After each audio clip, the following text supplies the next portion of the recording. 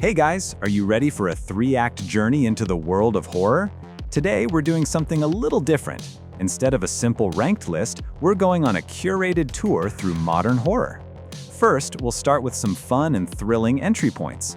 Then, we'll take a deep dive into some truly atmospheric and isolating films. And finally, for those of you who are brave enough, we'll end with some of the most genuinely disturbing movies I've ever seen. Are you ready? Let's get into it.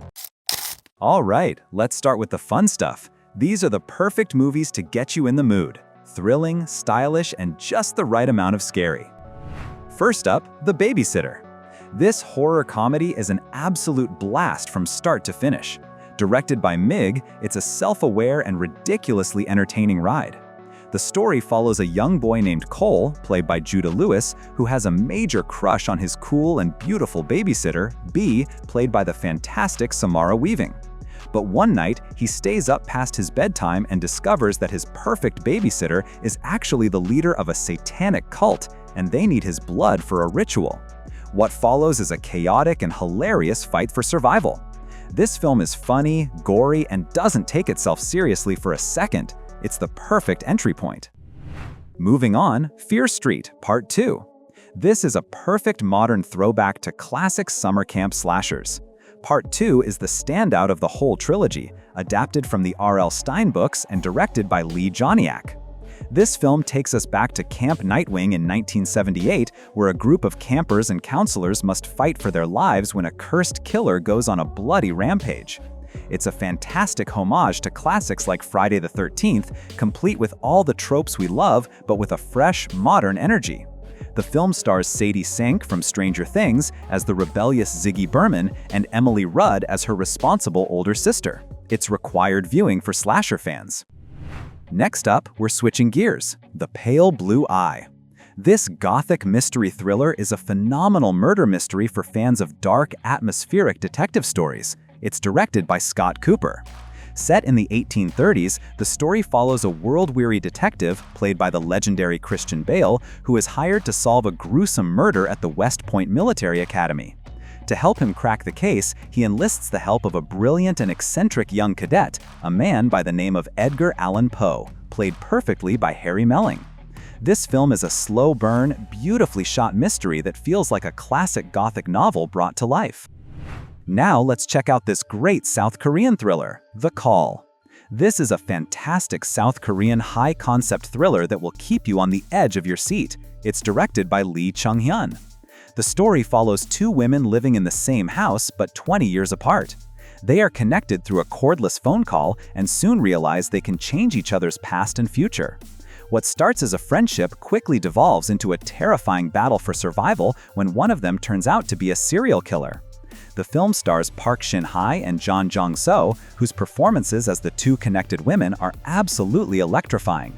The tension builds quickly and the story goes to some really dark places. And finally for this segment, Sinister 2. While it doesn't quite live up to the terrifying original, this sequel still packs a punch. It's directed by Ciaran Foy.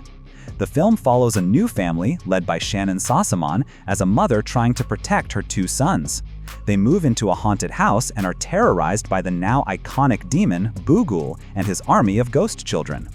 Honestly, if all you want is to turn off the lights and get genuinely scared by some creepy visuals and effective jump scares, Sinister 2 still delivers a lot of memorable, unsettling moments.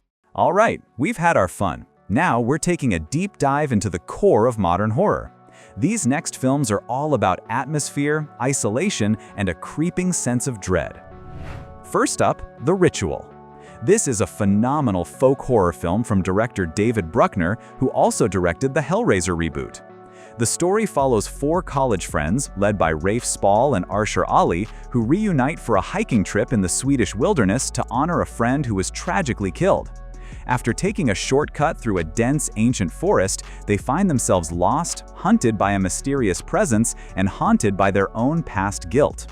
The film is a masterclass in building a terrifying atmosphere. The sound design is incredible, and the creature design for the ancient entity is one of the most unique and genuinely scary monsters in modern horror. Next up, Apostle.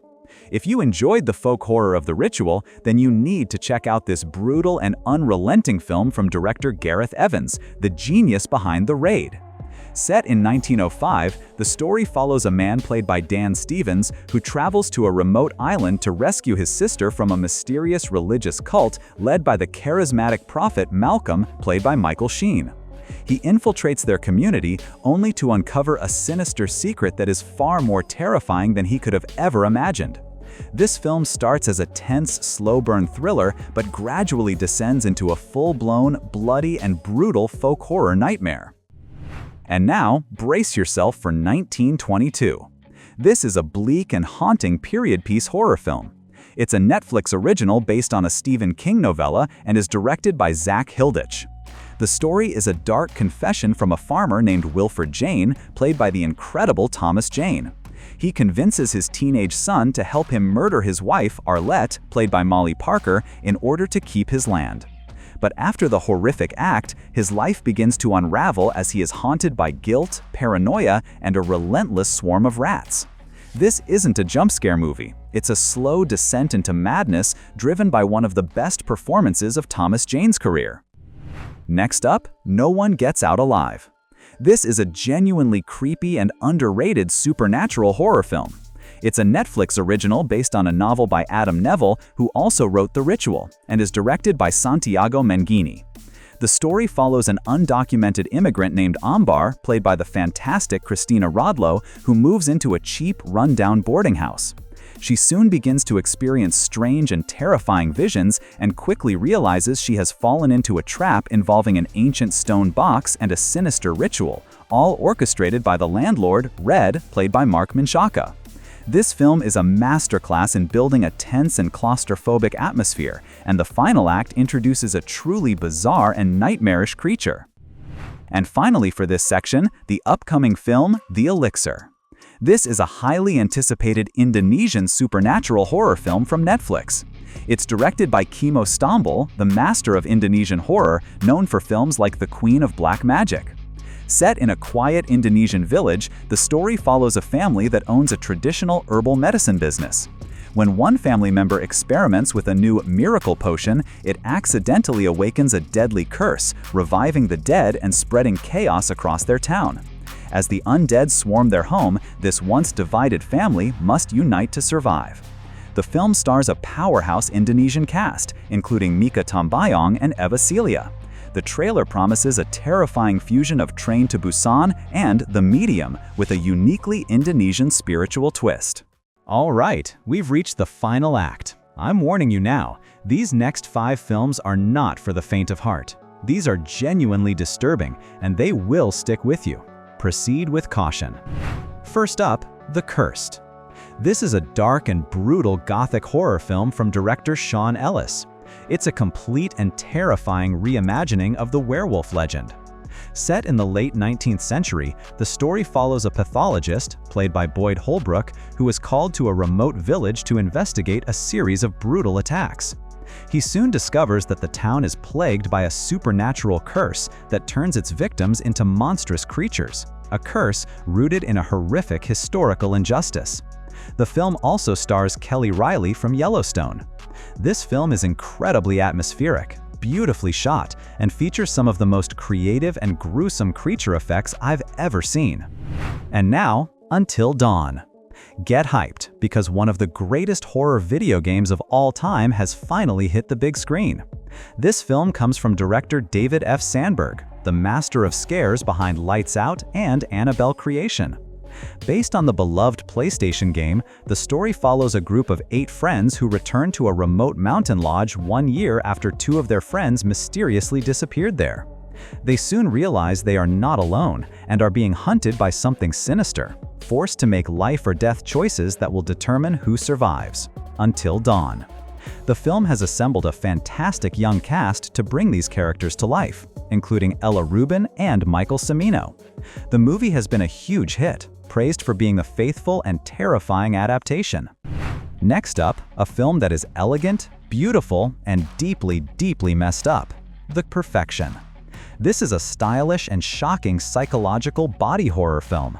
It's a Netflix original directed by Richard Shepard. The story follows a troubled cello prodigy, Charlotte, played by Allison Williams from Get Out. She seeks out Lizzie, the new star student of her former school, played by Logan Browning. What begins as a seemingly friendly rivalry quickly spirals into a sinister and violent journey of revenge, filled with shocking twists and turns. I'm not going to say anything more about the plot. This film is a roller coaster of insane revelations. It's elegant, disgusting, and completely unpredictable from start to finish. Now for a truly terrifying film, Veronica. This Spanish supernatural horror film is famous for being one of the scariest movies on Netflix. It's directed by Paco Plaza, one of the directors behind the legendary REC franchise. Based on a true police report from Madrid in the 1990s, the film follows a teenage girl named Veronica, played by Sandra Escacena. After using a Ouija board during a solar eclipse to contact her dead father, she finds herself and her younger siblings haunted by a terrifying demonic entity. Her little sister is played by Bruna Gonzalez. What makes this film so effective is its realism and the incredible, terrified performance from its lead actress. This isn't just jump scares, it's a slow, terrifying descent into a supernatural nightmare. And finally, the most disturbing film on this list, Incantation. And for our final spot, we have a Taiwanese found-footage horror film that is genuinely one of the most terrifying experiences I've ever had watching a movie. It's directed by Kevin Ko. The story follows a mother named Ronan, played by Tsai Huswanyan, as she desperately tries to protect her young daughter, Dodo, from a deadly curse. This is a curse she herself unleashed 6 years prior, after breaking a religious taboo with her friends. The film is told through a series of found-footage clips and direct addresses to the audience, making you feel like you are part of the curse itself. This film is relentlessly bleak, deeply unsettling, and has an ending that will haunt you for days. And that's our descent into horror. Hope you found your next nightmare. Now, quick, what's the one movie on this list you're too scared to watch? Drop it in the comments. If you survived, hit that subscribe button and I'll see you in the next one. Click a video right here to keep going.